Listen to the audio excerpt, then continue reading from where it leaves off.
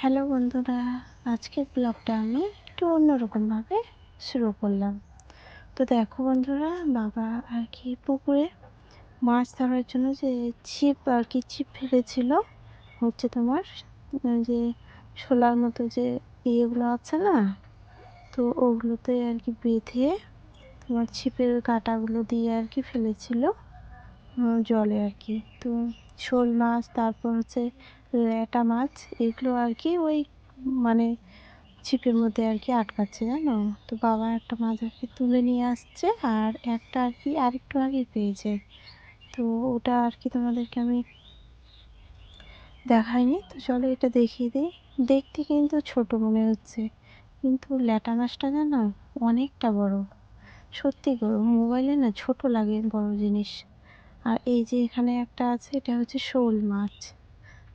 তো এটা অনেকটা বড়, অনেকটা। এর আগে যে ভিডিওতে দেখিয়েছিলাম না, যে মা কেটে আর কি রান্না আর কি করেছে, ওই মাছটা আর কি এর থেকে ছোট ছিল, আর এটা কিন্তু অনেকটা বড়। আর আমার মেয়ে দেখো কিভাবে আর কি হাত দিয়ে তুলছে, আর বাবা ওই দিকে হচ্ছে ল্যাটা মাছটা আর কি ওই ছিপের কাঁটাটা থেকে আর কি ছোটানোর চেষ্টা করছে, কিন্তু ছোটাতে গিয়ে ছিপের যে কাঁটাটা থাকে না, ওটাই ভেঙে গেছে। তো বাবা বলছে যে কাঁটাটাই ভেঙে গেল, ওর মুখে আর কি ভেঙে থেকে গেছে।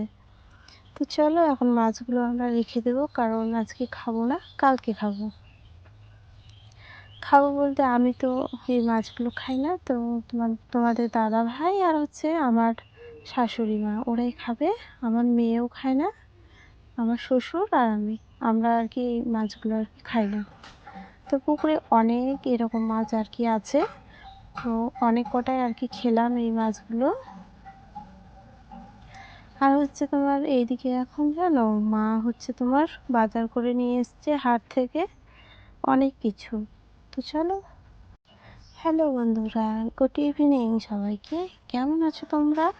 আশা করি সবাই ভীষণ ভালো আছো, আর তোমাদের ভালোবাসায় আমরাও অনেকটা ভালো আছি। সিম্পল লাইফ ভিলেজ চ্যানেলে তোমাদের সবাইকে স্বাগত জানাই। আবারও নতুন একটি ব্লগ নিয়ে চলে এলাম। তোমরা সবাই আমার সাথে থাকো, আর শুরু থেকে শেষ অবধি ব্লগটা দেখতে থাকো। আশা করছি আজকের ব্লগটাও তোমাদের খুব ভালো লাগবে। এখানে কি কি বাজার করে নিয়ে এসেছি বলো তো? এখানে আছে টমেটো, শসা, তারপরে হচ্ছে তোমার উচ্ছে বলে তো, হ্যাঁ আমরা করলা বলি। তো করলা বা উচ্ছে, যে কোনো একটা আর কি।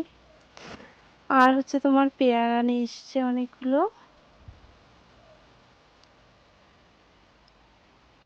আর হচ্ছে তোমার কি বলতো, আর হচ্ছে তোমার পটল নিয়ে এসছে। তারপরে তোমার শসাগুলো একটু মানে দেখতে খারাপ লাগছে, কিন্তু এই শসাগুলোই আর কি বেশিরভাগ ভালো হয়, জানো। এই শসাগুলোই মানে খুব সুন্দর লাগে খেতে, তেতা ভাবটা আর কি থাকে না। আর নিয়ে এসছে আদা, তারপরে হচ্ছে শুকনো লঙ্কা, তারপরে হচ্ছে কাঁচা লঙ্কা, আর একটু কয়েকটা আর কি নিয়ে এসছে তোমার কি বলে তোমার শুকনো মাছ। আর এখানে আমার মেয়ের কয়েকটা আর কি, কয়েকটা বলতে দুটো আর কি প্যান্ট নিয়ে এসেছি, ছোটো প্যান্টগুলো, হাফ প্যান্ট যেগুলো হয় না মেয়েরা যে পরে, ওগুলো আর কি। তো হাটে যেগুলো আর কি দোকান বসে, তো ওই দোকান থেকে আর কি নিয়ে এসছে। আর এই কালো ক্যারি ব্যাগে আছে এই যে তোমাদের শুকনো মাছ। তো এই শুকনো মাছগুলো খেতে আমার ভীষণ ভালো লাগে, তো তার জন্য মা আর কি শুকনো মাছগুলো নিয়ে এসছে। তো চলো তোমরা সবাই সাথে থাকো।